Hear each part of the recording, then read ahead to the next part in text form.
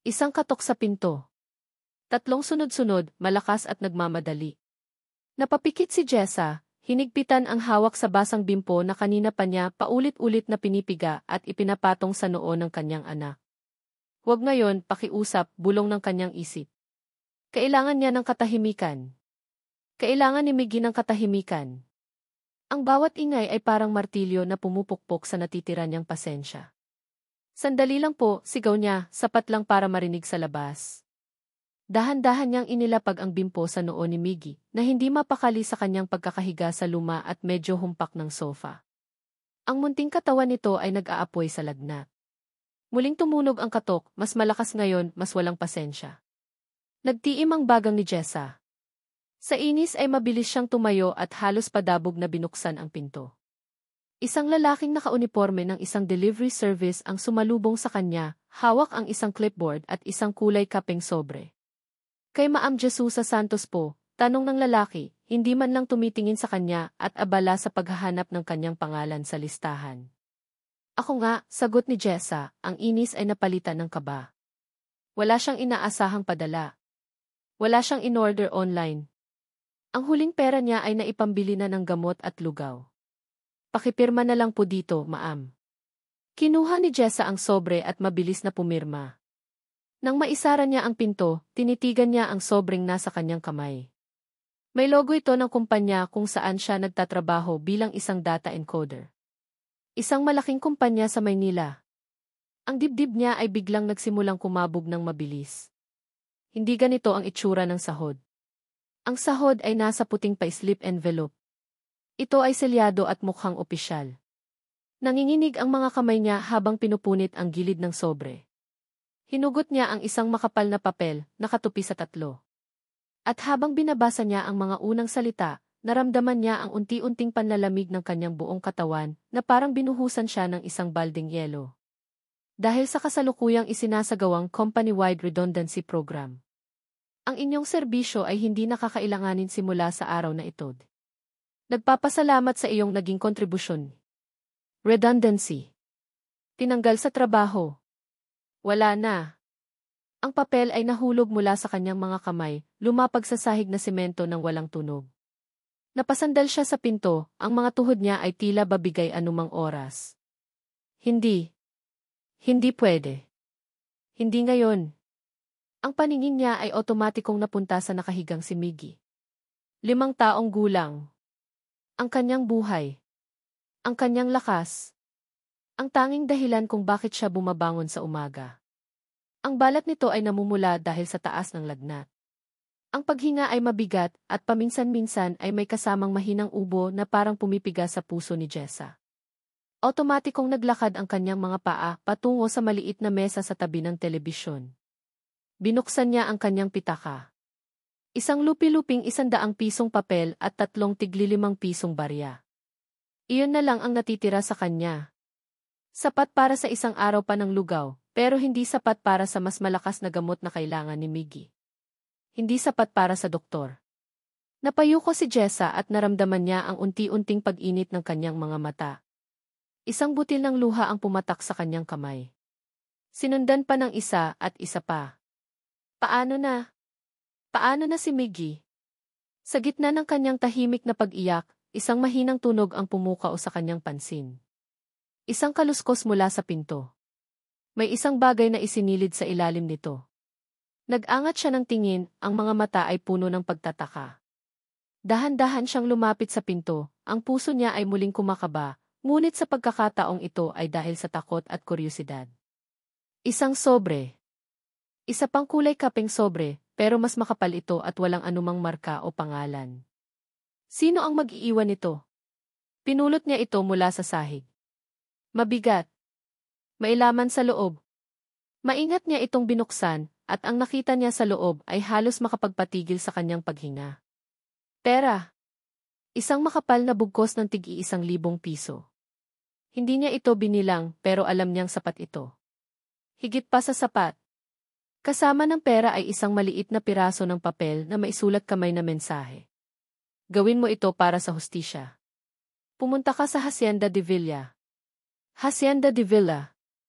Sa San Rafael, Batangas. Alam niya ang lugar na iyon.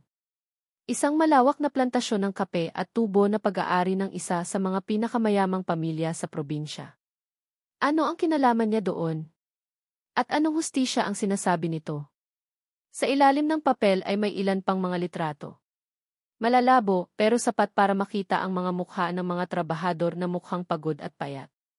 May isang larawan ng tila maruming tulugan at isang clipping mula sa isang lumang dyaryo, tungkol sa isang protesta ng mga magsasaka laban sa pamilya de Villa maraming taon na ang nakalipas. Isang patibong ba ito? Isang biro? O isang sagot sa kanyang mga dasal?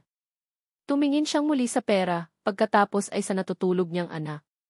Umubo na naman si Miggy. Isang ubo na puno ng sakit. Iyon na iyon. Iyon ang senyales. Wala nang puwang para sa pag-aalinlangan. Wala nang panahon para sa takot. Ang mahalaga ay si Miggy. Ang mahalaga ay ang kaligtasan nito. Kung ito man ay galing sa demonyo o sa anghel, tatanggapin niya. Hinawakan niya ng mahigpit ang sobre. Ang mga buto sa kanyang mga daliri ay namuti sa higpit ng hawak. Ito na ang kanyang gagawin. Para kay Miggy. Para sa hustisya na rin, sabi niya sa sarili, para kahit paano ay mabawasan ang bigat na nararamdaman niya sa kanyang dibdib. Ilang oras lang ang lumipas, sakay na si Jessa ng isang bus pa Batangas, karga-karga ang natutulog na si Miggy. Ang init sa loob ng bus ay nakadagdag sa kanyang pag-aalala, pero mas nangingibabaw ang determinasyon sa kanyang puso. Pinagmamasdan niya ang mga bukirin at mga puno na mabilis na dumadaan sa bintana, ang isip niya ay nasa misyong kakaharapin. Biglang nag-vibrate ang luma niyang cellphone sa loob ng kanyang bulsa. Kinuha niya ito, umaasang isa sa mga kaibigan niya ang nag-text.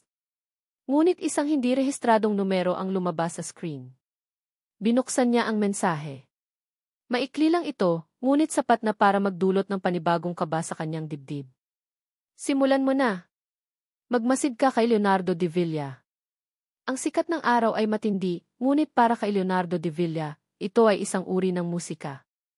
Ramdam niya ang init sa kanyang balat, ang amoy ng basang lupa na nagmumula sa mga bagong hukay, at ang tunog ng metal na tumatama sa bato.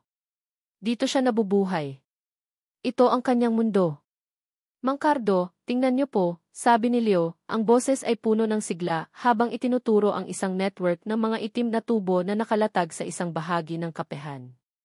Sa pamamagitan nitong drip irrigation system, direkta sa ugat ng bawat puno ang patak ng tubig. Walang masasayang. Makakatipid tayo sa tubig at mas magiging malusog ang mga halaman. Nakatayo sa tabi niya si Mang Cardo, ang pinakamatandang katiwala sa Hacienda de Villa. Ang kulubot nitong mukha ay kunot na kunot habang pinagmamasdan ang modernong sistema. Umiling ito, kinamot ang kanyang sombrerong gawa sa buli. Pero, Sir Leo, sa loob ng 50 taon, ang pagdilig gamit ang mga hose at tabo ang bumuhay sa hasyendang ito. Sagot ng matanda, may halong paggalang pero hindi maitatago ang pag-aalinlangan. Iyan ang sistema ng papa nyo. Subok na. Napabuntong hininga si Leo, isang pamilyar na pagkadismaya ang kumalat sa kanyang dibdib. At iyon po ang dahilan kung bakit malaki ang gastusin natin sa tubig tuwing tag-init, Mang Cardo. Kailangan nating magbago. Kailangan nating sumabay sa teknolohiya. Ito ang paraan para mas mapalaki ang ani at ang kita ng ating mga magsasaka. O baka naman paraan lang yan para bawasan ang mga trabahador, sabat ng isa pang lalaki mula sa likuran. Hinarap siya ni Leo. Hindi, Mang Lito. Ang layunin nito ay para maging mas episyente ang trabaho ninyo, hindi para tanggalin kayo. Tiwala lang po. Ang boses niya ay medyo tumaas, hindi dahil sa galit, kundi dahil sa pagnanais na maipaintindi sa kanila ang kanyang pananaw. Ito ang palaging laban niya, ang laban sa tradisyon, sa anino ng kanyang yumaong ama na para sa mga matatandang trabahador ay isang alamat. Mahal niya ang kanyang ama, pero iba ang kanyang pangarap para sa Hacienda de Villa. Isang pangarap na tila siya lang ang nakakakita. Sa di kalayuan, sa may dulo ng hilera ng mga puno ng kape, doon unang namataan ni Jessa si Leonardo de Villa. Ang narinig lang niya ay ang malakas at tila nag-uutos na boses ng isang lalaki, at ang nakita niya ay ang pag-iling ng mga matatandang trabahador. Sa kanyang isip, napuno na ng mga babala mula sa lihim na mensahe, ang eksena ay malinaw, isang abusadong amo na minamaliit ang kanyang mga tauhan. Eksakto sa inaasahan niya.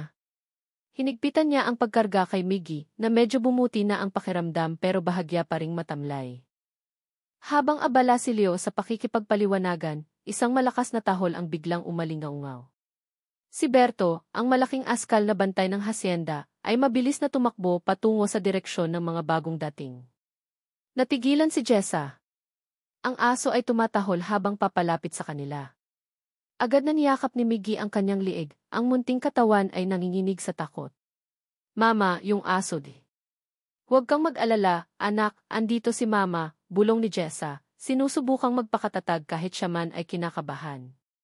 Nang makita ni Leo ang nangyayari, otomatiko siyang kumilos. Mabilis siyang tumakbo palapit sa kanila. Berto. Hinto.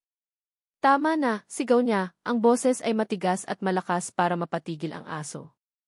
Ngunit ang narinig ni Jessa ay isang sigaw na nakatutok sa kanila. Mula sa kanyang kinatatayuan, ang lalaki ay tumatakbo palapit habang sumisigaw, at ang aso ay tumatahol. Ang buong eksena ay isang pagsalakay sa kanyang paningin. Ang proteksyon ng isang ina ang nanaig. Hinarap niya si Leo, ang mga mata ay nag-aapoy sa galit, habang mas lalong hinigpitan ang yakap kay Miggy.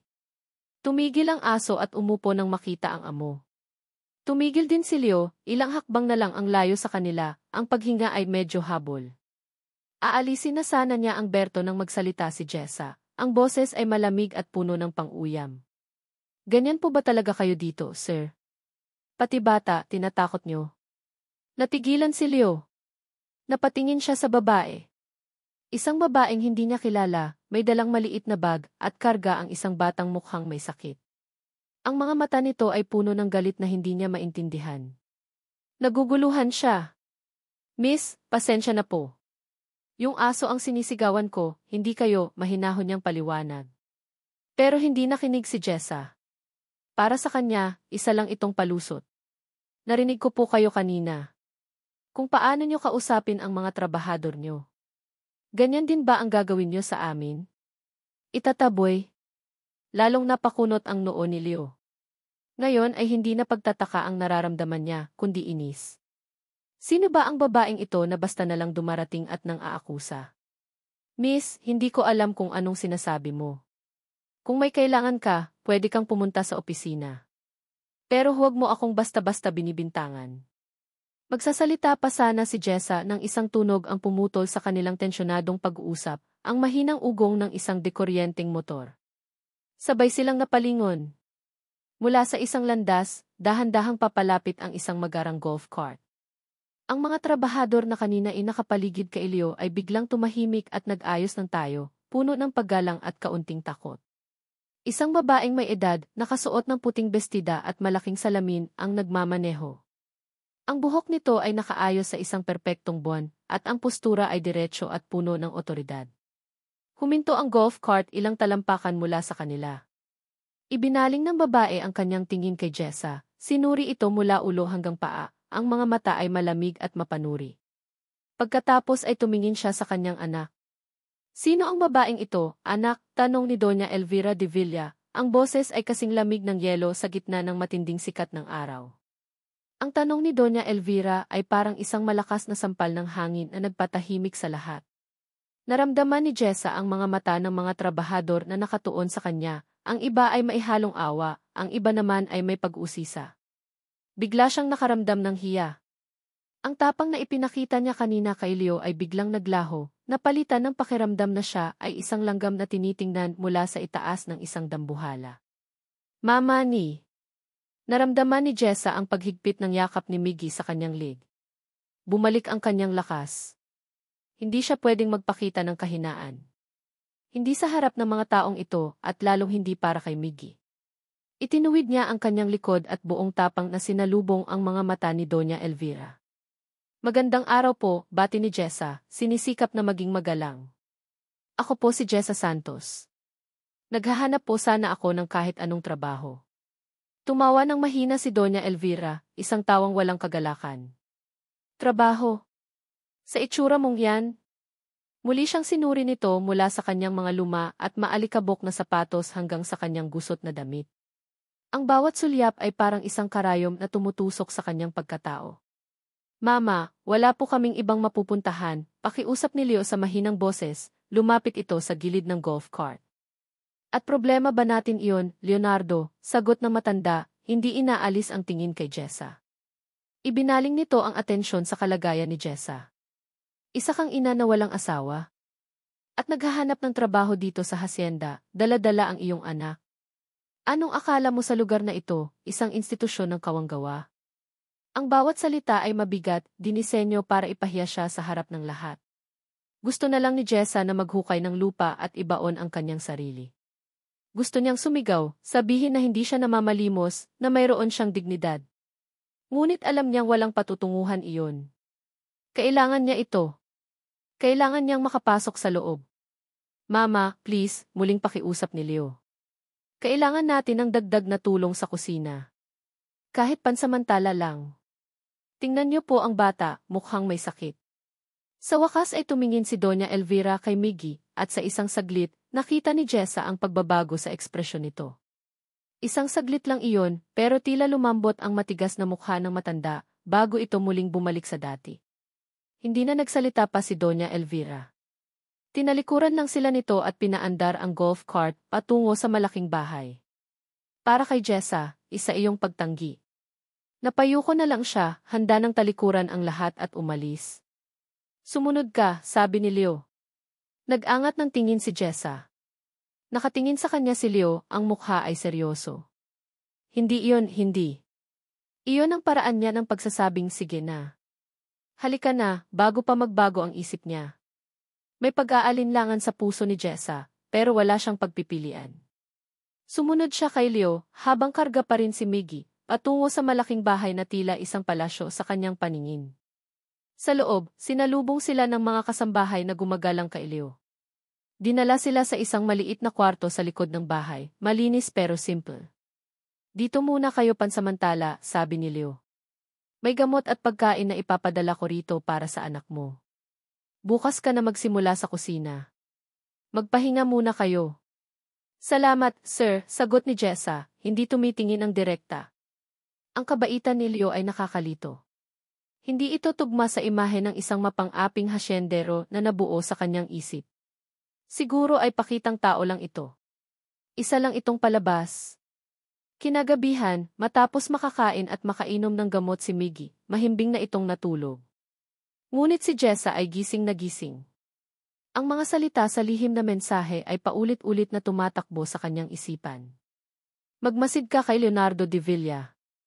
Ito na ang pagkakataon niya. Dahan-dahan siyang bumangon, siniguradong hindi magigising ang kanyang anak. Sumilik siya sa labas ng pinto. Tahimik na ang pasilyo. Ang tanging naririnig niya ay ang tunog ng mga kuliglig mula sa labas. Dahan-dahan siyang naglakad, sinusundan ang direksyon kung saan niya nakitang pumasok si Leo kanina. Ang kanyang puso ay kumakabog ng malakas sa kanyang dibdib. Nakarating siya sa isang pinto na bahagyang nakaawang. Isang ilaw ang nagmumula sa loob. Sumilip siya. Ito ang opisina. At nandoon si Leo, nakaupo sa isang malaking lamisang gawa sa nara, seryosong nakatitig sa mga papel. Ito na. Huminga siya ng malalim at naglakad palayo ng walang ingay. Pumunta siya sa kusina. Puno ito ng mga plato, baso at iba pang kagamitan. Nakakita siya ng isang tray na may mataas na salansa ng mga platito. Isang ideya ang biglang pumasok sa kanyang isip. Isang mapanganib na ideya. Binitbit niya ang tray at maingat na naglakad pabalik sa direksyon ng opisina. Habang papalapit, sinadya niyang matapilok. Blag! Isang malakas na tunog ng mga nababasag na plato ang umalinggaw sa katahimikan ng gabi. Sinadya niyang mapasigaw ng bahagya, sapat para makuha ang atensyon. Agad na bumukas ang pinto ng opisina at lumabas si Leo, ang mukha ay puno ng pag-aalala. Anong nangyari? Jessa. Okay ka lang? Nakaupo si Jessa sa sahig, napapaligiran ng mga basag na piraso ng plato. Sorry, sir. Pasensya na po. Madilim po kasi hindi ko nakita. Sabi niya, ang boses ay nanginginig, isang perpektong pag-arte. Hayaan mo na yan, sabi ni Leo, lumuhod para tulungan siyang tumayo. Delikado yan. Baka masugatan ka. Halika, tumayo ka. Habang tinutulungan siya ni Leo, ang mga mata ni Jessa ay abala sa paglilibot sa loob ng opisina. Nakita niya ang isang malaking ledger book na nakabukas sa mesa ni Leo. Iyon marahil ang talaan ng mga gastos at sahod. Iyon ang kailangan niya. Ngunit paano? Nang makatayo na siya, mabilis niyang inisip ang susunod na hakbang. Kailangan niya ng dahilan para makapasok sa loob. Sir, pasensya na po talaga. Ako na po ang magliligpit, sabi niya. Huwag na. Ako na ang tatawag sa iba. Magpahinga ka na lang. Kailangan niyang gumawa ng paraan. Kailangan niyang makabalik doon. Kinabukasan, habang nagtatrabaho sa kusina, hinintay niya ang pagkakataong umalis si Leo para sa bukid.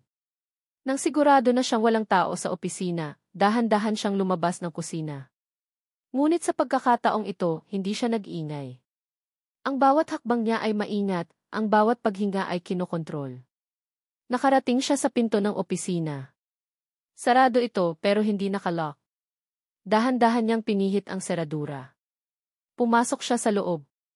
Ang amoy ng lumang papel at kape ay sumalubong sa kanya. Mabilis niyang nilapitan ang mesa. Nandoon ang ledger book. Binuksan niya ito. Mga numero, mga pangalan, mga petsa. Hindi niya ito maintindihan lahat, pero kailangan niya ng ebidensya. Kinuha niya ang kanyang luma at medyo basag na cellphone, at mabilis na kinuhanan ng litrato ang bawat pahina. 1, 2, 3. Sa gitna ng kanyang pagmamadali, isang tunog ang nagpatigil sa kanya. Ang tunog ng dahan-dahang pagpihit ng seradura ng pinto. Nanlaki ang kanyang mga mata sa takot. Huli na para magtago. Ang pinto ay dahan-dahang bumukas. At sa liwanag na nagmumula sa pasilyo, nakatayo si Leonardo de Villa, ang mga mata ay nakatitig sa kanya, pagkatapos ay sa cellphone na hawak niya. Ang mukha ni Leo ay hindi galit, hindi rin gulat. Isang blankong ekspresyon na mas nakakatakot pa sa anumang sigaw. Anong ginagawa mo dito, Jessa? Tanong niya, ang boses ay kalmado ngunit may bigat na parang bato. Ang katahimikan sa loob ng opisina ay mabigat. Bawat segundo ay parang isang oras. Tanging ang malakas na kabog ng dibdib ni Jessa ang maririnig. Para kay Leo, ang eksena sa harap niya ay isang palaisipan. Ang babaeng ito, na ilang araw pa lang sa hasyenda, ay nahuli niyang kinukuhanan ng litrato ang kanyang mga pribadong dokumento. Ang lohikal na reaksyon ay galit. Ang dapat niyang gawin ay isumbat ito, ipatawag ang mga gwardiya, at paalisin. Ngunit hindi galit ang naramdaman niya, kundi pagkalito. At isang hindi maipaliwanag na kuryosidad. Nakita niya ang takot sa mga mata ni Jessa, isang takot na totoo at hindi pagkukunwari. Nakita niya ang panginginig ng mga kamay nito habang hawak ang cellphone. Inilahad niya ang kanyang kamay. Akin na, sabi niya, ang boses ay mahinahon pa rin. Walang nagawa si Jessa kundi abot ang cellphone. Ang isip niya ay blanko. Huli na. Ito na ang katapusan. Paano na si Miggy? Kinuha ni Leo ang cellphone at tiningnan ang screen. Inaasahan niyang makikita ang mga litrato ng ledger. Pero imbes na buksan ang gallery, pinindot niya ang power button para makita ang wallpaper. Isang nakangiting litrato ni Miggy. Pagkatapos ay binuksan niya ang gallery. Mabilis niyang iniscroll ang mga laman nito. Ang puso ni Jessa ay tila aakyat sa kanyang lalamunan. Ngunit ang nakita ni Leo ay hindi ang mga litratong kakakuha lang niya.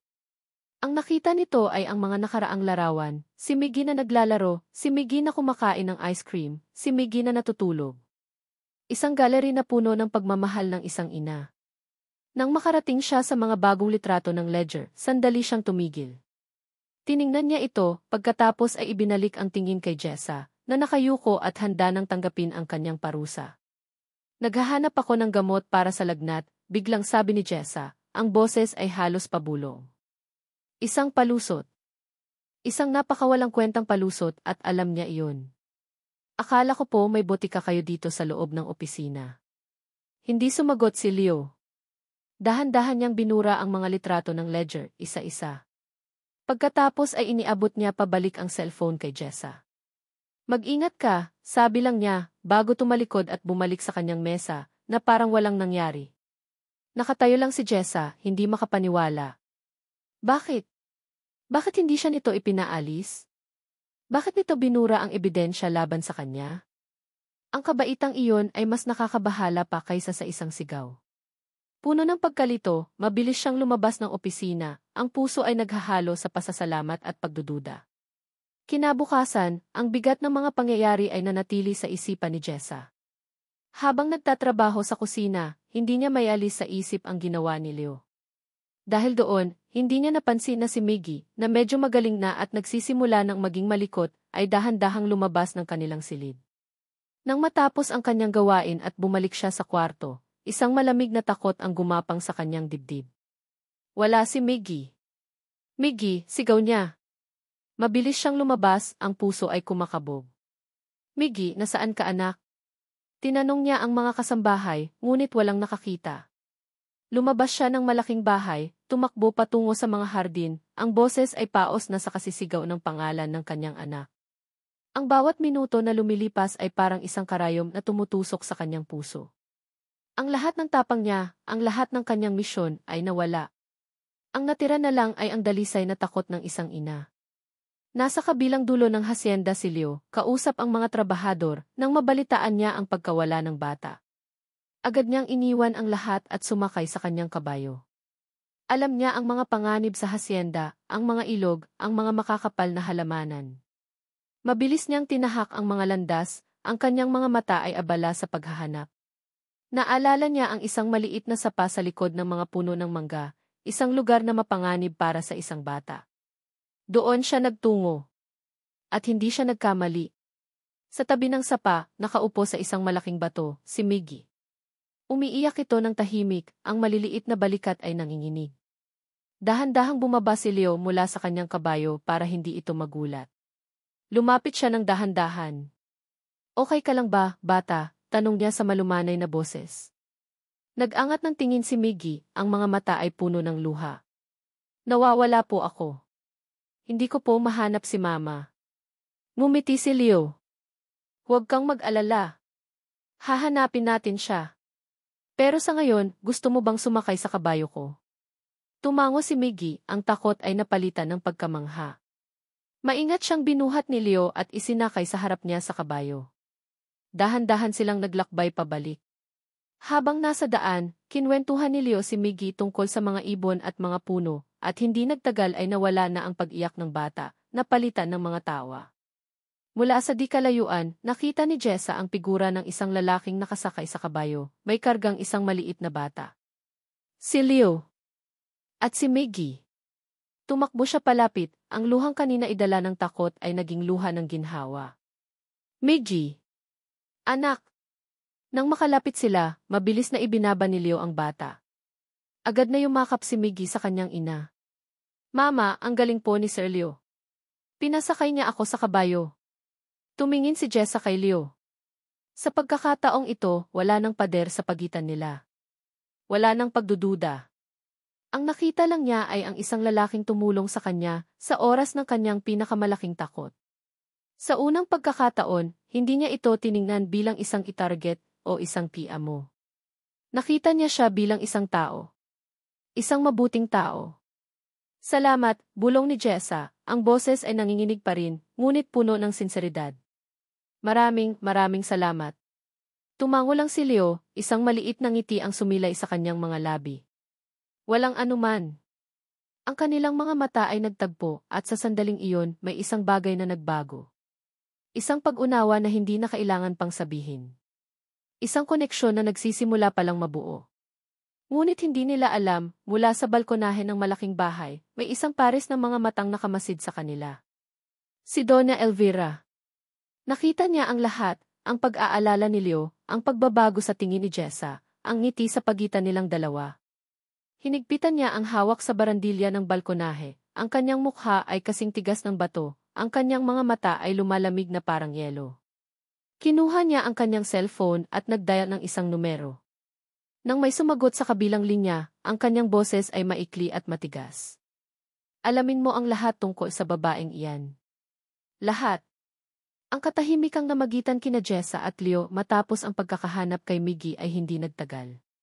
Kinabukasan, naramdaman ni Jessa ang pagbabago sa ihip ng hangin sa loob ng hasyenda. Hindi ito nagmula kay Leo, nanginisyan pa nga siya nang magkasalubong sila sa pasilyo kaninang umaga, kundi mula sa reyna ng bahay, si Doña Elvira. Nagsimula ito sa mga simpleng bagay. Habang naghahanda ng almusal si Jessa sa kusina kasama ang ibang kasambahay, pumasok si Doña Elvira, dala ang isang aura na nagpapatahimik sa buong paligid. Jessa, tawag nito, ang boses ay matamis ngunit may nakatagong talim. Dahil mukhang magaan pa ang trabaho mo, gusto kong ikaw ang personal na maglinis ng mga bintana sa silid-aklatan. Siguraduhin mong walang kahit isang bahid ng dumi. Ayoko ng tamad-tamad. Nagulat ang ibang kasambahay. Ang paglilinis ng silid-aklatan na may napakataas na mga bintana ay trabaho ng 2 tao at karaniwang ginagawa lang isang beses sa isang linggo. Ngunit si Jessa ay walang nagawa kundi tumango. Opo, ma'am. Maghapon siyang nagkuskos. Akyat baba sa hagdanan, bitbit ang timba at basahan. Ramdam niya ang sakit sa kanyang likod at braso, ngunit hindi siya nagreklamo. Nang matapos siya, pagod na pagod, bumalik siya sa kusina para tulungan ang punong kusinera na si Manang Faye sa paghahanda ng hapunan. Sinigang na baka ang paborito ni Sir Leo, sabi ni Manang Faye na may awa sa kanyang mga mata. Ikaw na ang magtimpla, Hija. Ipakita mo sa kanila na hindi ka lang sa paglilinis magaling. Sinunod ito ni Jessa. Maingat niyang tinimplahan ang sinigang, eksakto sa paraan na itinuro sa kanya ng kanyang ina. Tiniyak niyang malambot ang karne at tama ang asim ng sabaw. Nang ilapag niya ang malaking mangkok ng sinigang sa hapagkainan, nakaramdam siya ng kaunting pagmamalaki. Ngunit nang sumandok si Doña Elvira at tinikman ang sabaw, bigla itong napatigil. Inilapag nito ang kutsara ng may kasamang ingay. Ano ito? Bakit ganito kaalat? Napatingin si Leo sa kanyang ina, pagkatapos ay kay Jessa na nakatayo sa gilid, namumutla. Ma, masarap naman po sabi ni Leo matapos tikman ang sa kanya. Huwag mo akong kontrahin, Leonardo, matigas na sabi ni Doña Elvira. Tumingin ito ng masama kay Jessa. Hindi ka na nga marunong maglinis, hindi ka pa marunong magluto. Ano bang alam mong gawin? Hindi nakaimik si Jessa.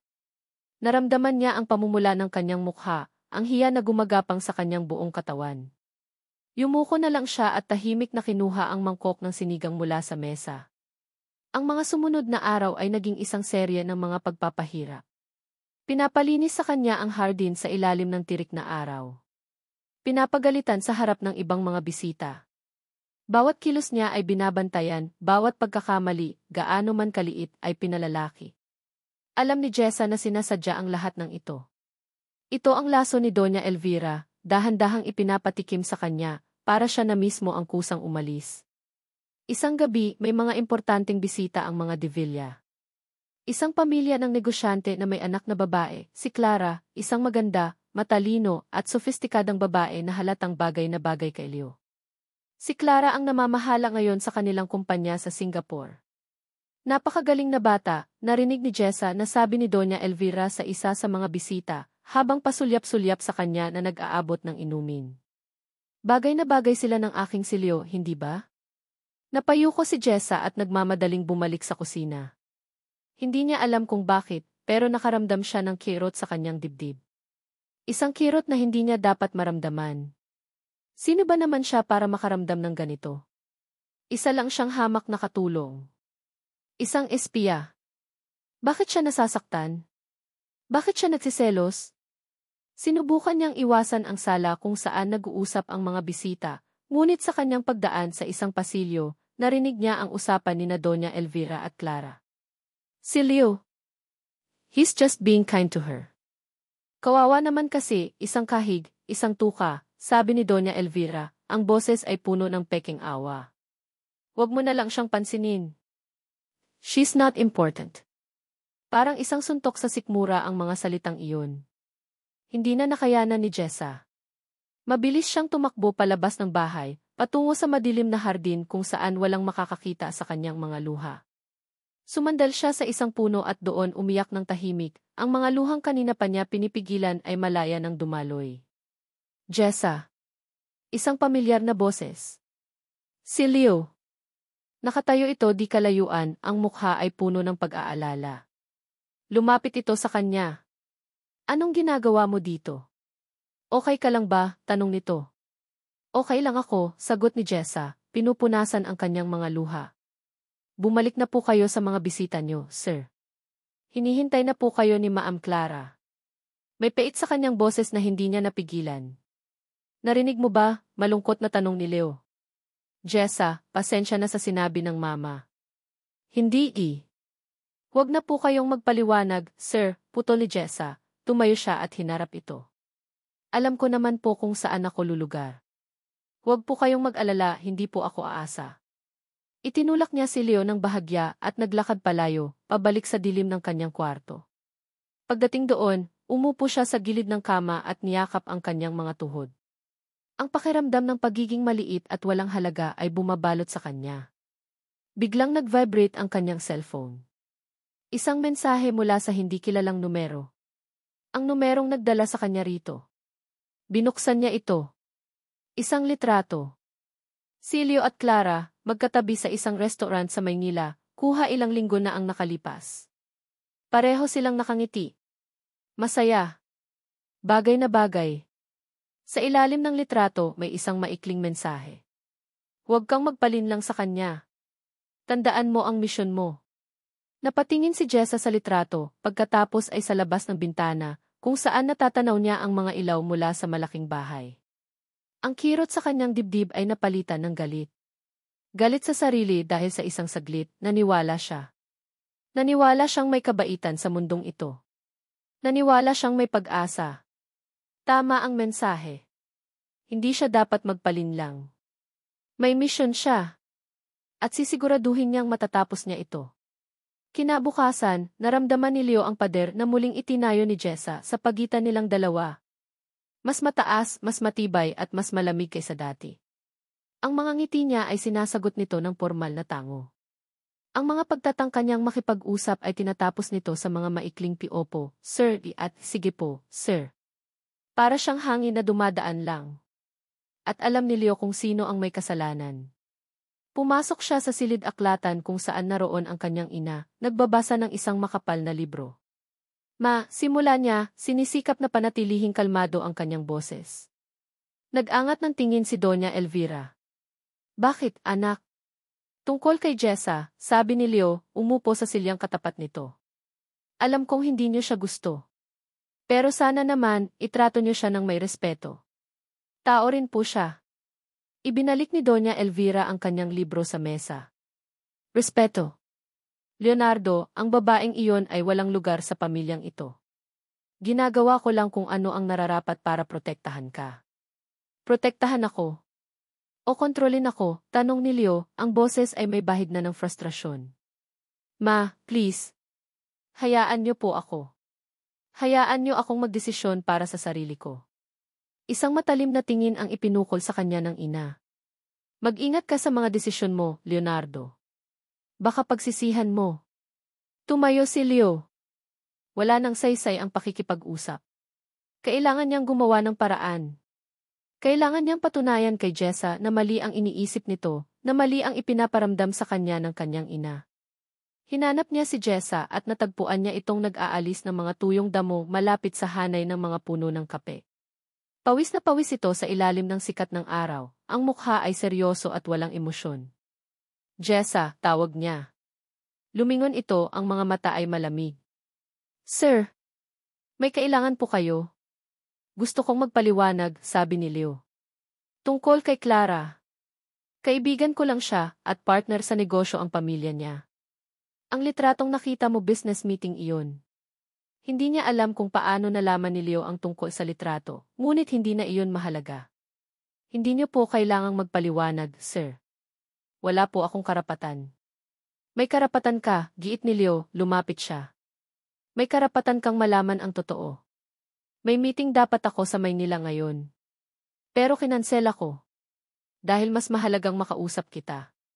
Natigilan si Jessa. Tumingin siya sa mga mata ni Leo at sa unang pagkakataon mula kagabi, nakita niya ang sinseridad. Isang sinseridad na nakakatunaw ng yelo. Bago pa man siya makasagot, naramdaman nila ang pagbabago sa hangin. Ang kaninang mainit na sikat ng araw ay biglang tinakpan ng makakapal at maitim na ulap. Ang mga dahon ng kape ay nagsimulang gumalaw sa malakas na ihip ng hangin. at pagkatapos isang patak. Sinundan ng isa pa. At sa isang iglap, ang mahinang ambon ay naging isang malakas na buhos ng ulan. Hala! Ang mga sinampay, sigaw ng mga trabahador sa di kalayuan, nagmamadaling tumakbo para sumilong. Otomatikong kumilo si Jessa para tumakbo rin, para takasan ang ulan, para takasan ang komplikadong sandaling iyon. Ngunit bago pa siya makalayo, naramdaman niya ang isang kamay na humawak sa kanyang braso. Sandali lang, sabi ni Leo, ang boses ay halos pabulong sa gitna ng malakas na ulan. Sir, mababasa po tayo, sabi ni Jessa, nanginginig sa lamig at sa kaba. Hindi siya pinansin ni Leo. Sa halip, dahan-dahan nitong inilagay ang isa niyang kamay sa baywang ni Jessa, at ang isa naman ay kinuha ang kamay nito. Sumayaw tayo. Nanlaki ang mga mata ni Jessa. Ano? Sir, nababaliw na po ba kayo? Ngumiti si Leo, isang ngiti na umabot hanggang sa kanyang mga mata. Siguro nga. Pero minsan, kailangan nating mabaliw para maramdaman nating buhay tayo. At sa gitna ng bukid, sa ilalim ng malakas na buhos ng ulan, nagsimula silang gumalaw. Walang musika, tanging ang tunog lang ng ulan na pumapatak sa mga dahon at sa lupa. Ang una nilang mga hakbang ay alanganin, puno ng hiya. Ngunit habang tumatagal, habang ang kanilang mga damit ay tuluyan ng nababasa at dumidikit sa kanilang mga katawan, nawala ang kanilang mga pag-aalinlangan. Ipinulupot ni Jessa ang kanyang mga braso sa liig ni Leo. Isinandal niya ang kanyang ulo sa dibdib nito. Naririnig niya ang malakas na tibok ng puso ni Leo, na kasing bilis ng tibok ng kanyang puso. Itinaas ni Leo ang mukha ni Jessa. Ang tubig ulan ay dumadaloy sa kanilang mga mukha, ngunit ang nakikita lang nila ay ang isa't isa. Dahan-dahan niyang inalis ang mga hibla ng basang buhok na dumidikit sa mukha nito. Ang kanyang mga mata ay bumaba sa mga labi ni Jessa. Palapit ng palapit ang kanilang mga mukha. 1 pulgada na lang ang pagitan. Handa na si Jessa. Handa na si Leo. Ngunit ang diwa ng sandaling iyon ay biglang naputol. Ang kanilang atensyon ay naagaw ng tunog ng isang sasakyan na huminto sa di kalayuan sa may bukana ng hasyenda. Basang-basa at naghahabol ng hininga, sabay silang lumingon. Isang mamahaling itim na kotse ang nakaparada doon. Dahan-dahang bumukas ang pinto sa passenger side. At mula doon ay lumabas ang isang lalaking naka-Amerikana, hawak ang isang itim na payong. Ang lalaki ay tumingin sa kanilang direksyon. Kahit sa gitna ng malakas na ulan, ang kanyang mukha ay pamilyar. Pamilyar sa isang paraan na nagdulot ng isang matinding kilabot sa buong katawan ni Jessa. Ang kanyang ngiti. Ang kanyang mga mata. Ang kanyang tindig. Ang puso ni Jessa ay biglang tumigil sa pagtibok. Ang mundo niya ay gumuho sa pangalawang pagkakataon. Si Marco. Si Marco Reyes. Ang ama ng kanyang anak.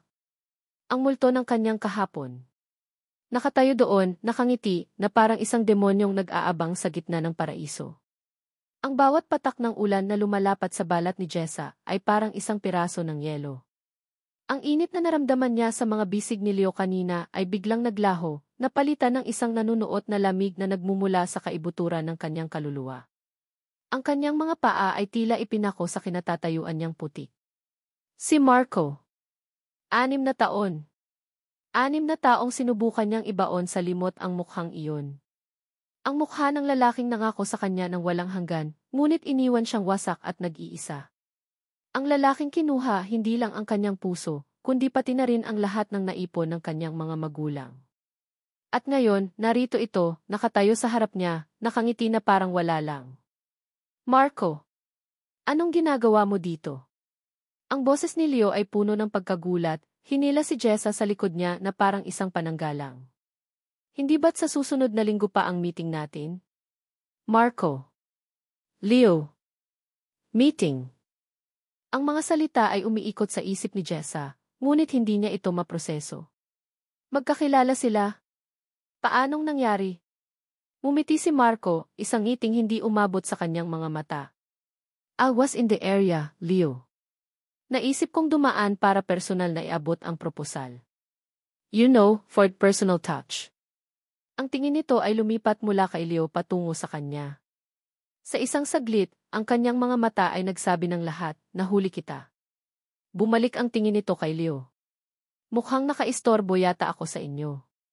Hindi, mabilis na sagot ni Leo, halatang hindi komportable. Binitiwan nito ang kamay ni Jessa. Si Jessa nagtatrabaho siya dito. Ah, I see, sabi ni Marco. Lumapit ito sa kanila, ang kanyang mamahaling sapatos na katad ay lumulubog sa putik. Iniabot nito ang kanyang kamay kay Jessa. Marco Reyes. It's a pleasure to meet you, miss. Ang pag-arte. Ang kasinungalingan. Napakagaling pa rin niya. Tinitigan lang ni Jessa ang nakalahad na kamay. Ang kamay na dati niyang hinahawakan ng may pagmamahal. Ngayon, gusto niya itong saktan. Jessa Santos, si Leo ang sumagot para sa kanya. Naramdaman ni Jessa ang paghigpit ng hawak ni Leo sa kanyang braso, isang senyas na kailangan nilang umalis sa ulan. Pumasok muna tayo sa loob. Ang paglalakad pabalik sa malaking bahay ay ang pinakamahabang paglalakad sa buong buhay ni Jessa. Bawat hakbang ay mabigat. Bawat paghinga ay masakit. Nararamdaman niya ang mga mata ni Marco sa kanyang likod, isang mapanuring tingin na parang tinutunaw siya. Pagdating sa loob, sinalubong sila ni Doña Elvira. Ang mukha nito ay nagulat nang makita si Marco, ngunit mabilis itong napalitan ng isang pormal na ngiti. Habang nag-uusap sila Leo, Marco, at Doña Elvira sa sala, si Jessa ay nakatayo lang sa gilid, basang-basa, nanginginig at hindi makagalaw. Jessa, magpalit ka na ng damit at magdala ka ng kape para sa bisita natin, utos ni Doña Elvira. Iyon ang nagpabalik sa kanya sa realidad. Tumango siya at halos takbuhin ang daan patungo sa kanyang kwarto. Pagsara niya ng pinto, napasandal siya dito, ang paghinga ay sunod-sunod at malalim. Tumingin siya sa salamin. Ang itsura niya ay kaawa-awa. Basang sisiw. Isang tanga. Doon niya napagtanto ang lahat. Ang hindi kilalang numero. Ang sobre na may pera. Ang imisyon para sa hustisya. Ang mga peking ebidensya. Hindi ito nagkataon lang. Ito ay isang plano.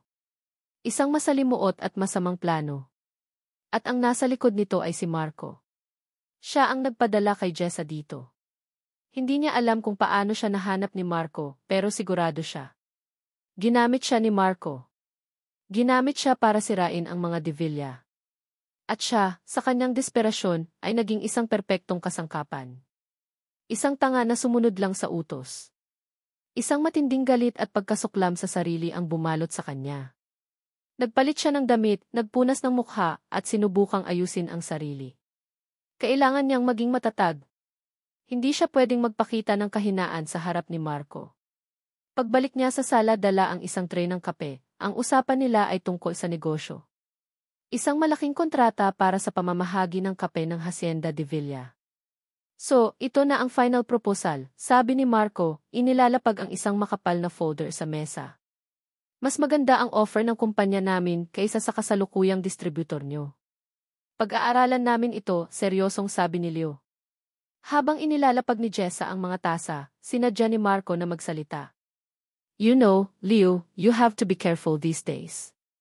Maraming manloloko. Mga taong magaling magpanggap, gagawin ang lahat para lang sa pera. Ang mga salita ay direktang nakatutok sa kanya. Naramdaman ni Jessa na nanginig ang kanyang kamay. Muntik na niyang matapon ang mainit na kape.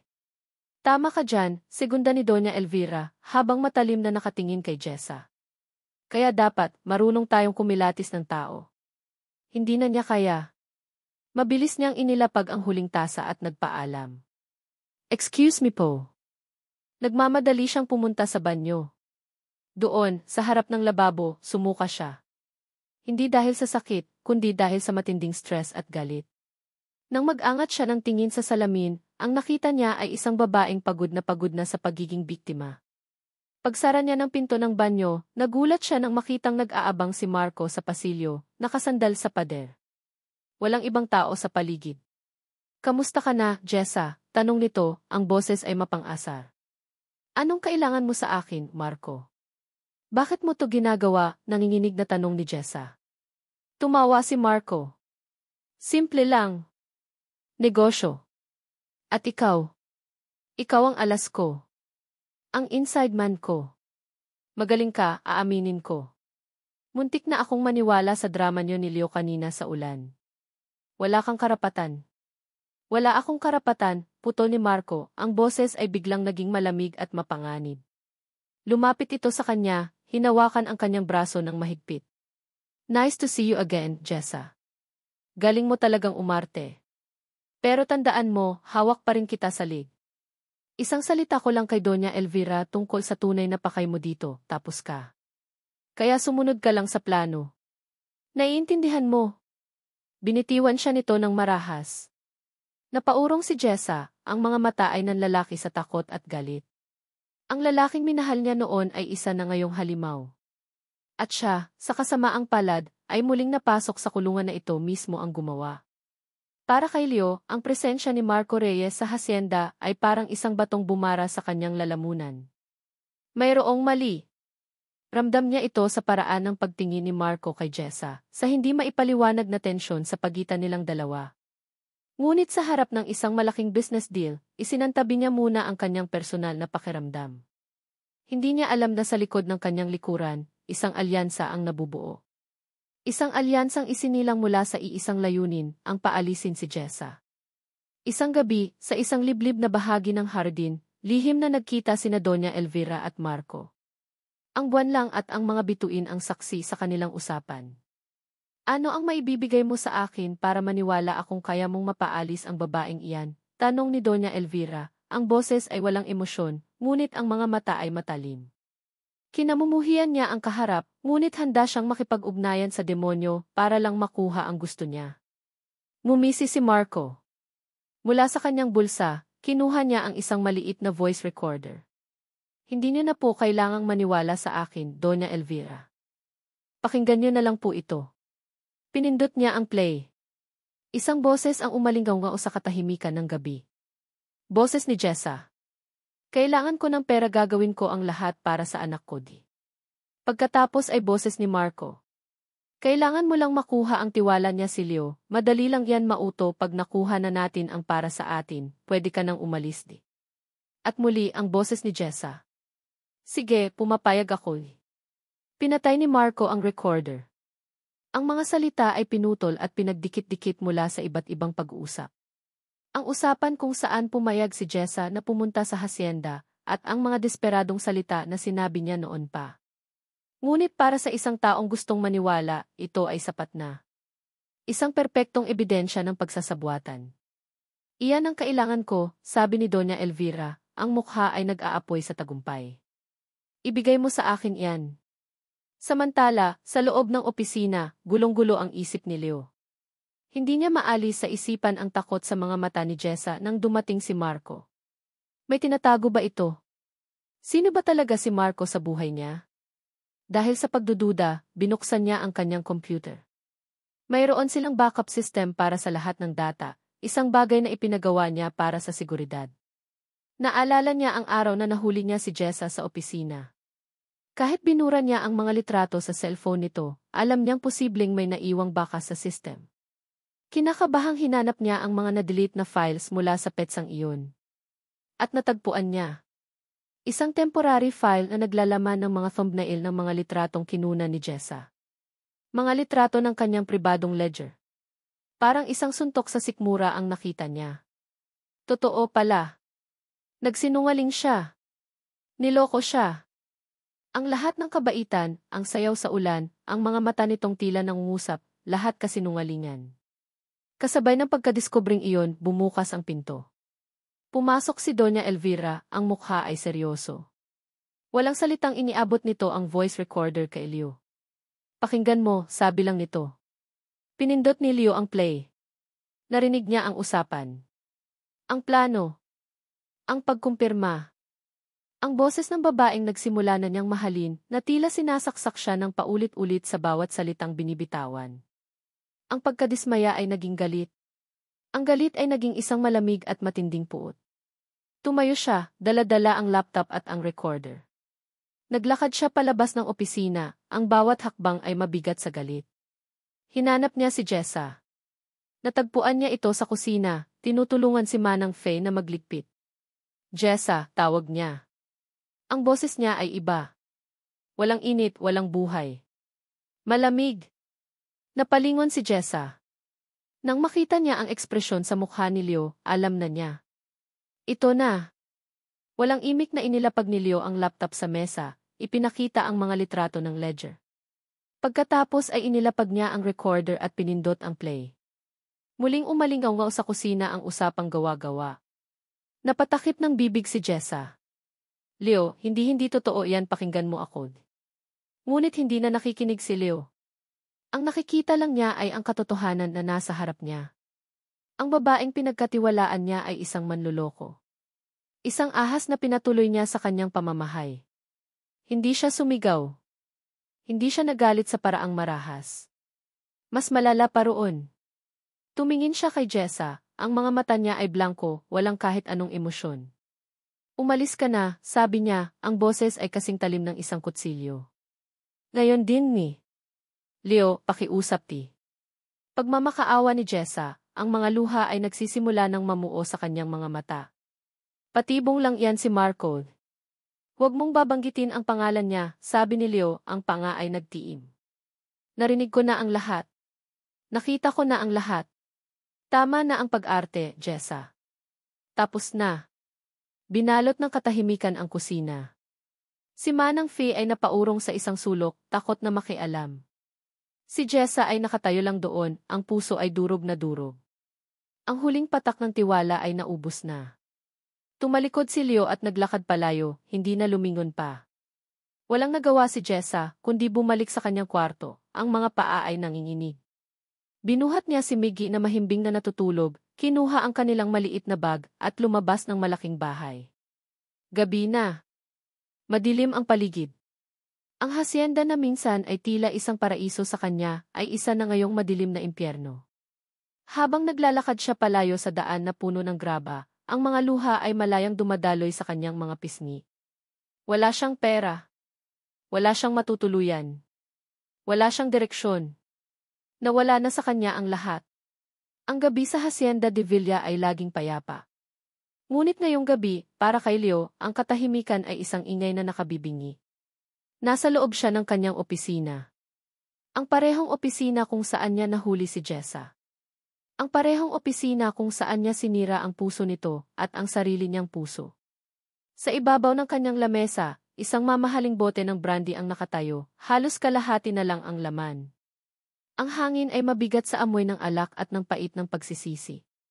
Lumipas ang 2 araw mula nang paalisin niya si Jessa. 2 araw na parang isang walang katapusang gabi. Sa umaga, pinipilit niyang maging normal. Ipinapakita niya sa kanyang ina at sa mga trabahador na tama ang kanyang desisyon, na mas mabuti na ang hasyenda ngayong wala na ang manlolokong babae. Ngunit pagsapit ng gabi, kapag siya na lang mag-isa, bumabalik ang lahat. Ang mukha ni Jessa. Ang mga mata nitong puno ng luha at pagmamakaawa. Leo, pakiusap, patibong lang yan. Tumungga siyang muli mula sa baso. Ang init ng alak ay gumuhit sa kanyang lalamunan, ngunit hindi nito kayang pawiin ang lamig sa kanyang dibdib. Bakit masakit pa rin? Kung isa lang itong manloloko, bakit parang may malaking bahagi ng pagkatao niya ang nawala? Tumayo siya at naglakad-lakad sa loob ng malaking bahay. Bawat sulok ay may alaala. Ang kusina kung saan ito nagluluto. Ang hardin kung saan niya ito unang nakitang umiyak. Ang bukid kung saan sila sumayaw sa ilalim ng ulan. Dinala siya ng kanyang mga paa sa maliit na kwarto sa likod ng bahay. Ang kwartong tinuluyan ni Jessa at Miggy. Binuksan niya ang pinto. Malinis na ang silid, inayos na ng mga kasambahay. Ngunit ang amoy ni Jessa, isang pinaghalong amoy ng sabon at ng sanggol, ay naroon pa rin. Pumasok siya. Ang kama ay maayos na, ang sahig ay makintab. Ngunit sa ilalim ng kama, may isang bagay na kumislap ng tamaan ng liwanag mula sa pasilyo. Lumuhod siya para kunin ito. Isang hair clip. Isang mumurahing plastik na hair clip na hugis paru-paro. Ang uri ng bagay na hindi mo makikita sa loob ng marangyang bahay na ito. Alam niyang kay Jessa ito. Marahil ay nahulog noong nagmamadali itong mag-impake. Hinawakan niya ito sa kanyang palad. Isang maliit at walang kwentang bagay. Ngunit habang tinititigan niya ito, bumalik ang lahat ng alaala. Ang pag-aalala nito kay Miggy. Ang sinseridad sa mga mata nito nang pasalamatan siya. Ang tapang nitong harapin ang kanyang ina. Ang mga piraso ng palaisipan ay hindi magkakatugma. Ang babaeng nakilala niya ay hindi isang tusong manloloko. Ang babaeng nakilala niya ay isang ina na gagawin ang lahat para sa kanyang anak. Patibong lang yan si Marco. Si Marco. Ang ugat ng lahat ng ito. Ang lalaking bigla na lang sumulpot. Ang lalaking nagdala ng gulo. Biglang may pumasok sa kanyang isip. Mabilis siyang bumalik sa kanyang opisina at umupo sa harap ng computer. Ang security system. Binuksan niya ang mga recording mula sa araw na dumating si Marco. Hinanap niya ang eksena sa pasilyo, sa labas ng banyo, kung saan niya nakitang nag-uusap sina Jessa at Marco. Pinalaki niya ang imahe. Walang tunog ang video, ngunit ang mga kilos ay nagsasalita ng malakas. Hindi ito usapan ng magkasabwat. Nakita niya ang takot sa mukha ni Jessa. Nakita niya kung paano ito umatras. Nakita niya kung paano marahas na hinawakan ni Marco ang braso nito. Iyon ay kilos ng isang taong nananakot, hindi ng isang taong nakikipag-usap sa isang partner. Ang nakita niya ay isang biktima, hindi isang kriminal. Napasandal siya sa kanyang silya. Isang malamig na pakiramdam ang gumapang sa kanyang likuran. Niloko siya. Pero hindi ni Jessa. Naalala niya ang kanyang ina. Ang mukha nito nang iabot sa kanya ang recorder, puno ng pag-aalala na ngayon ay nakikita niya bilang pagtatagumpay. Naalala niya ang isa pang gabi, maraming taon na ang nakalipas. Ang gabi ng pagkamatay ng kanyang kapatid na si Elia. Ang gabi kung saan sinabi sa kanya ng kanyang ina, sa gitna ng mga hikbi, kung isinama mo lang sana siya, buhay pa siya ngayon. Ang mga salitang iyon ang naging kadena niya sa loob ng maraming taon. Ngayon niya lang napagtanto, ginamit ng kanyang ina ang kanyang pagdadalamhati at pagkakasala para kontrolin siya noon, at ginagamit nito ang kanyang puso para kontrolin siya ngayon. Ibinagsak niya ang kanyang mga kamao sa mesa. Ang galit ay pumalit sa kalungkutan. Galit hindi kay Jessa, kundi sa sarili niya. Dahil sa kanyang kaduwagan, hinayaan niyang masaktan ang isang inosenteng tao. Kinuha niya ang kanyang cellphone. Nagdial siya ng isang numero. Carlo. Gising ka pa ba? Sabi niya nang may sumagot sa kabilang linya. Si Carlo ay isang dati niyang kaibigan sa kolehiyo na ngayon ay isang private investigator. May ipapahanap ako sa'yo. Isang lalaking nagngangalang Marco Reyes. Alamin mo ang lahat tungkol sa kanya. Lahat ng koneksyon niya, lahat ng negosyo niya, lahat ng baho niya. Kailangan ko ito. Agad. Hindi na niya hinintay ang sagot. Ibababa na sana niya ang tawag nang magsalita si Carlo. Teka, Leo. Marco Reyes? Pamilyar ang pangalan na iyan. Bigyan mo ako ng isang oras. Isang oras. Ang pinakamahabang isang oras sa buhay ni Leo. Hindi siya mapakali. Pabalik-balik siya sa paglalakad sa loob ng opisina, hawak-hawak ang paru-parong hair clip. Eksaktong isang oras, tumunog ang kanyang cellphone. Si Carlo. Leo, sabi ng boses sa kabilang linya, seryoso. May nalaman ako tungkol kay Marco. Hindi mo magugustuhan ito. At may kinalaman ito sa pamilya ni Jessa noon. Natigilan si Leo. Ang hawak niyang hair clip ay halos madurog sa higpit ng kanyang pagkakahawak. Anong-anong ibig mong sabihin? Ang buong pangalan niya ay Jesusa Santos, tama? Ang pamilya Santos ng Laguna? Sila ang isa sa mga unang nabiktima ng investment scam ni Marco Reyes, 6 na taon na ang nakalipas. Iyon ang dahilan kung bakit sila nawalan ng lahat. Ang mga salita ay tumagos sa puso ni Leo na parang isang punyal. Ang lahat ng piraso ng palaisipan ay biglang nagkabit-kabit, bumubuo ng isang larawan na puno ng kasinungalingan, sakit, at isang katotohanang napakasakit tanggapin. Hindi siya nagsinungaling. Hindi siya nanloko. Siya ay isang biktima. At siya, si Leonardo de Villa, ang nagtulak sa biktima pabalik sa kamay ng kanyang berdugo. Ang amoy ng kandila at lumang kahoy ang bumalot kay Jessa. Sa loob ng 3 araw, ang maliit na silid sa likod ng simbahan ng San Rafael ang naging kanlungan nila ni Miggy. Ang matandang pari, si Father Michael, ang kumupop sa kanila nang makita niya silang paggalagala sa plaza, walang patutunguhan. Binigyan sila nito ng pagkain, ng bubong at ng katahimikan. Sa loob ng 3 araw na iyon, umiyak si Jessa. Iniyak niya ang lahat, ang sakit, ang galit, ang panghihinayang. Ngunit ngayong ika-4 na umaga, paggising niya, wala nang luhang pumapatak. Napalitan ito ng isang bagay na mas matibay, determinasyon. Tiningnan niya si Miggy na mahimbing na natutulog sa isang lumang banig. Ang inosenteng mukha nito ang nagsilbing kanyang lakas. Hindi na siya pwedeng maging biktima. Hindi na siya pwedeng magtago. Kailangan niyang harapin si Marco. Hindi para kay Leo. Hindi para sa hacienda. Kundi para sa sarili niya. Para sa anak niya. Para mabawi niya ang dignidad na ninakaw sa kanya. Kinuha niya ang kanyang luma at basag na cellphone, tinitigan ang numero ni Marco na nakasave pa rin doon. Nanginginig ang kanyang mga daliri, ngunit buo ang kanyang loob. Nag-text siya. Magkita tayo. Sa bayan. May kailangan akong sabihin. Mabilis ang naging tugon. Cafeteria sa tapat ng munisipyo. 1-0 ang huwag kang gagawa ng kahit anong katangahan. Umiti ng mapait si Jessa. Katangahan. Iyon ang tingin sa kanya ni Marco. At iyon ang gagamitin niya laban dito. 10:00 ng umaga, pumasok si Jessa sa cafeteria. Maingay ang lugar, puno ng mga empleyado ng munisipyo na nagkakape. Perpekto. Umupo siya sa isang mesa sa sulok at naghintay. Bago pa man dumating si Marco, maingat niyang inilagay ang kanyang cellphone sa ibabaw ng mesa, nakatagilid, ang mikropono ay nakatutok sa kung saan upo si Marco. Pinindot niya ang record button. Ilang sandali pa, pumasok si Marco.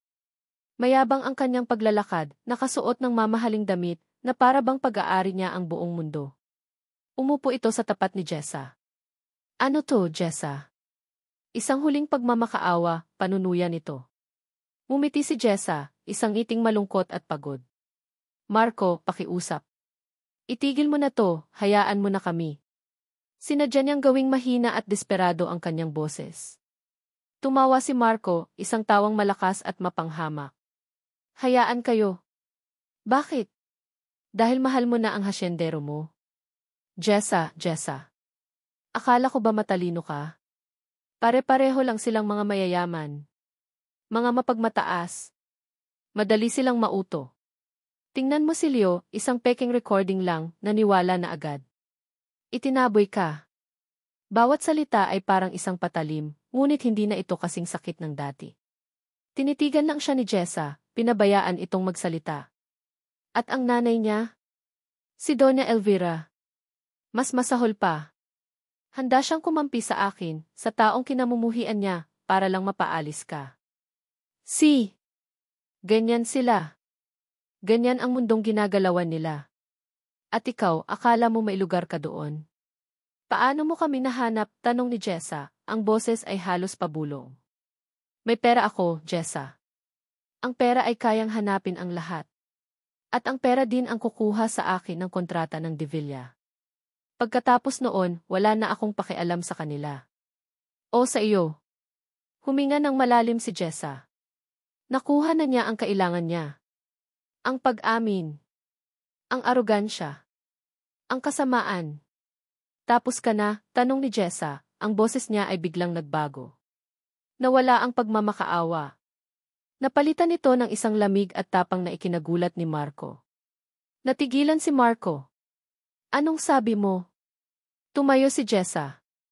Kinuha niya ang kanyang cellphone mula sa mesa, at sa harap mismo ni Marco, pinindot niya ang stop button sa recording app. Ang maliit na pulang ilaw ay namatay. Sabi ko, tapos na ako sayo, Marco, sabi niya, ang mga mata ay nag-aapoy. Tapos na ang pagiging biktima ko. Tapos na ang pagtakbo ko. Ito na ang huli. Nanlaki ang mga mata ni Marco nang maintindihan niya ang nangyari.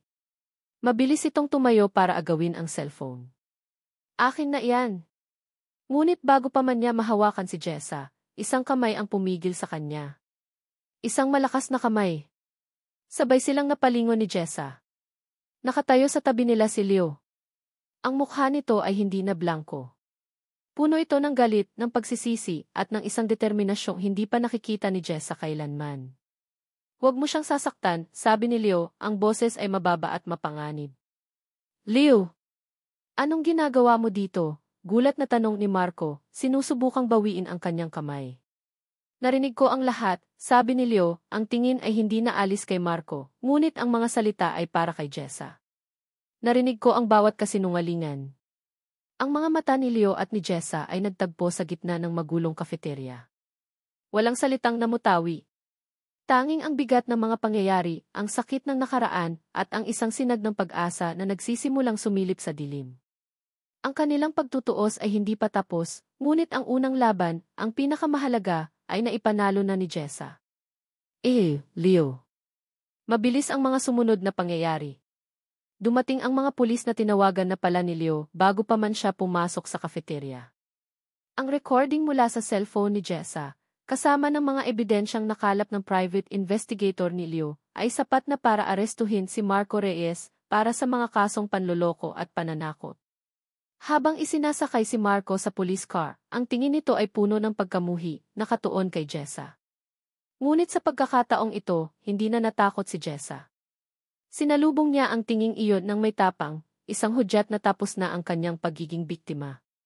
Nang mawala na ang mga pulis, naiwan silang tatlo sa labas ng kafeterya, si Leo, si Jessa, at si Miggy na kakarating lang kasama si Father Michael. Ang katahimikan sa pagitan nilang dalawa ni Jessa ay mas mabigat kaysa sa ingay kanina. Jessa, ako di. Simula ni Leo, ngunit hindi niya mahanap ang tamang mga salita. Anong sasabihin mo sa taong winasak mo dahil sa sarili mong kahinaan? Uwi na po kami, sir, sabi ni Jessa, ang boses ay pagod. Hinawakan niya ang kamay ni Miggy. Saan? Tanong ni Leo. Hayaan mo akong Huwag po, putol ni Jessa, umiling ito. Salamat sa tulong niyo. Pero kaya na po namin. Tumalikod si Jessa at nagsimulang maglakad palayo, hawak-hawak ang kamay ng kanyang anak. Bawat hakbang niya palayo ay parang isang dagok sa puso ni Leo. Alam niyang hindi pa ito ang tamang panahon. Mayroon pa siyang isang laban na kailangang tapusin. Ang laban sa loob ng sarili niyang pamamahay. Pag-uwi niya sa hasyenda, sinalubong siya ng kanyang ina sa sala. Ang mukha ni Doña Elvira ay puno ng pag-aalala. Anak, nabalitaan ko ang nangyari. Ayos ka lang ba? Ang babaeng iyon talagang.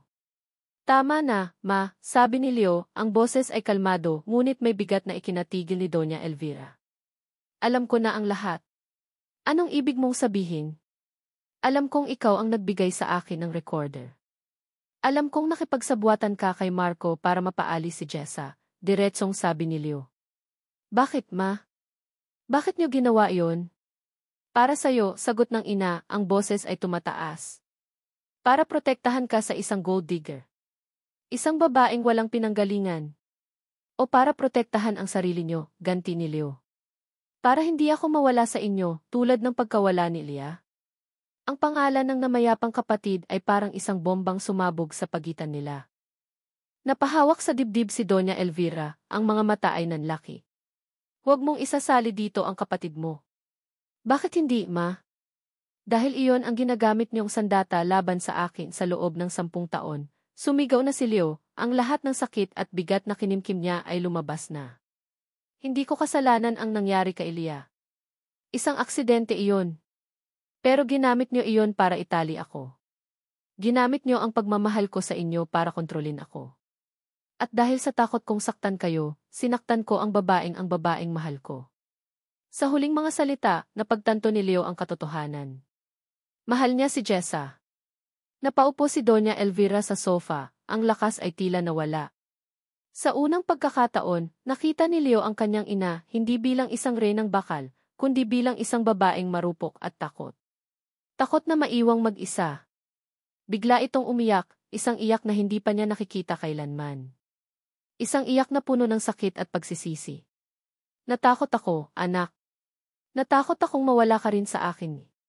Lumuhod si Leo sa harap ng kanyang ina at niyakap ito. Mahal kita, ma, pero kailangan niyo akong hayaang mabuhay. Kailangan niyo akong hayaang maging masaya. Jessa. Kinabukasan, habang nag-aayos ng mga gamit para tuluyan ng umalis sa San Rafael, isang kotseng pamilyar ang huminto sa harap ng simbahan. Bumaba si Leo.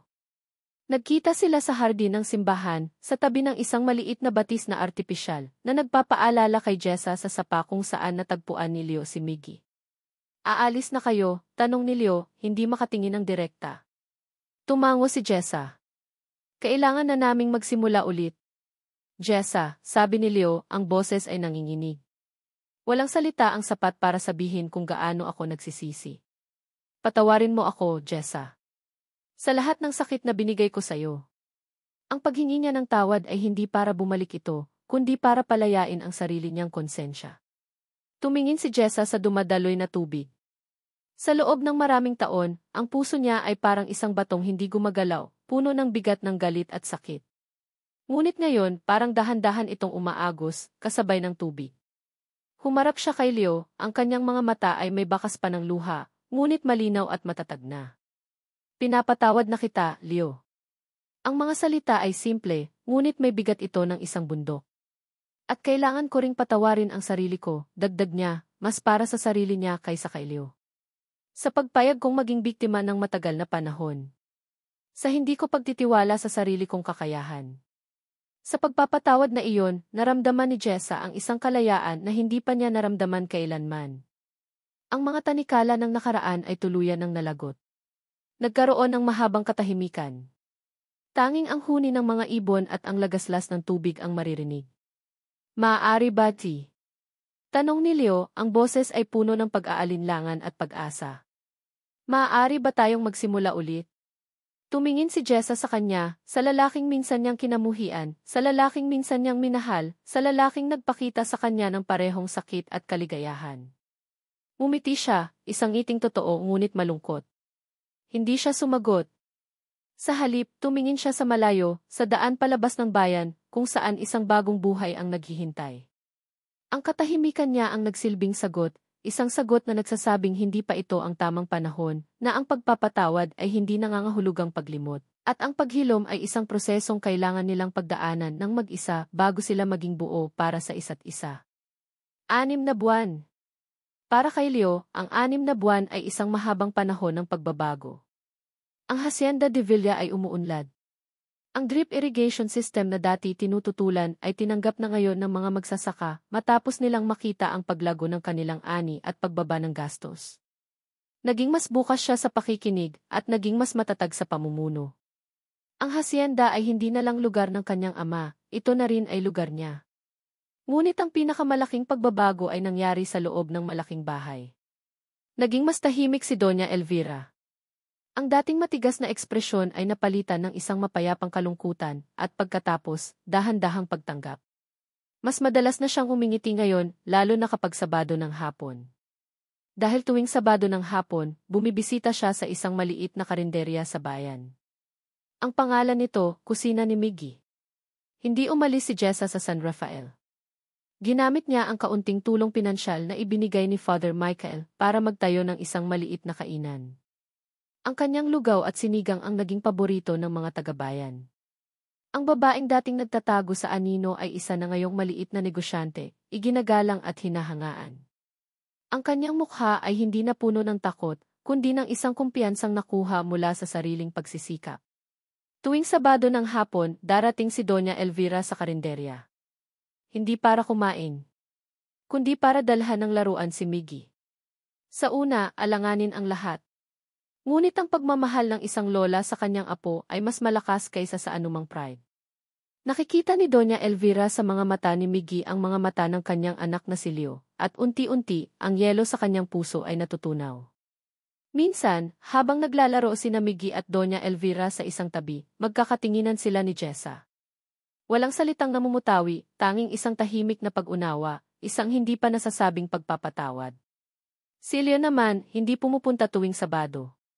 Iginagalang niya ang sandaling iyon sa pagitan ng kanyang ina at ni Jessa. Sa halip, pumupunta siya tuwing Biyernes ng gabi, kapag malapit nang magsara ang karinderya. Gaya ngayong gabi. Pumasok siya sa kusina ni Miggy. Abala si Jessa sa pagpupunas ng mga mesa. Si Miggy naman ay mahimbing nang natutulog sa isang maliit na higaan sa sulok. Gabi na, sabi ni Leo. Napangiti si Jessa. Marami kasing customer kanina. Walang imik na kumuha si Leo ng isang basahan at sinimulang tulungan si Jessa na magligpit. Ganito na ang naging routine nila sa loob ng ilang buwan. Walang pilitan. Walang malalaking deklarasyon ng pag-ibig. Tanging isang komportableng samahan na dahan-dahang nabubuo muli, piraso bawat piraso. Pinag-uusapan nila ang hasyenda, ang karinderya, ang mga kalokohan ni Miggy sa eskwela. Mga simpleng bagay. Mga totoong bagay. Nang matapos silang magligpit, sabay silang umupo sa labas, pinagmamasdan ang mga bituin sa madilim na kalangitan. Naalala ko noong una kang dumating sa hasyenda, basag ni Leo sa katahimikan. Galit na galit ka sa akin. Natawa si Jessa. Kasi naman, mukha kang supladong amo. At ikaw, mukha kang babaeng handang makipag-away kahit kanino. Nagtawanan sila. Ang mga alaala na dati masakit ay isa na lang ngayong kwentong nagpapangiti sa kanila. Patunay na ang mga sugat ay tunay ngang naghihilom. Tumahimik si Leo, tila may malalim na iniisip. Jessa, noong tinanong kita kung pwede tayong magsimula ulit hindi mo ako sinagot. Tumingin sa kanya si Jessa, ang mga mata ay seryoso. Dahil hindi pa tayo handa noon, Leo. Pareho tayong wasak. Kailangan muna nating ayusin ang mga sarili natin bago natin kayang ayusin ang tayo. Tumango si Leo, naiintindihan ang lahat. Kinabukasan, Linggo, isinama ni Leo sina Jessa at Miggy sa hasyenda. Habang naglalakad sila sa gitna ng malawak na kapehan, kasabay ng paglubog ng araw, ang buong paligid ay nagkulay ginto. Si Miggy ay masayang tumatakbo sa unahan, hinahabol ang mga paru-paro. Huminto si Leo at humarap kay Jessa. Hinawakan niya ang mga kamay nito. Sa pagkakataong ito, hindi ito umiwas. Hinigpitan pa nga nito ang hawak sa kanya. Jessa, sabi ni Leo, ang boses ay puno ng sinseridad. Hindi ko maipapangakong hindi na tayo magkakamali. Hindi ko maipapangakong hindi na tayo masasaktan. Pero maipapangako kung haharapin natin ang lahat ng magkasama. Maipapangako kung hindi na kita bibitawan. Hindi na niya tinanong kung pwede silang magsimula ulit. Dahil ang totoo, nagsimula na sila. Matagal na. Hinawakan niya ang kamay ni Jessa. Welcome home, Jessa. Ngumiti si Jessa, isang ngiting abot langit, puno ng pagmamahal at kapayapaan. Ang mga mata niya ay bahagyang nagluha, ngunit ito ay mga luha ng kaligayahan.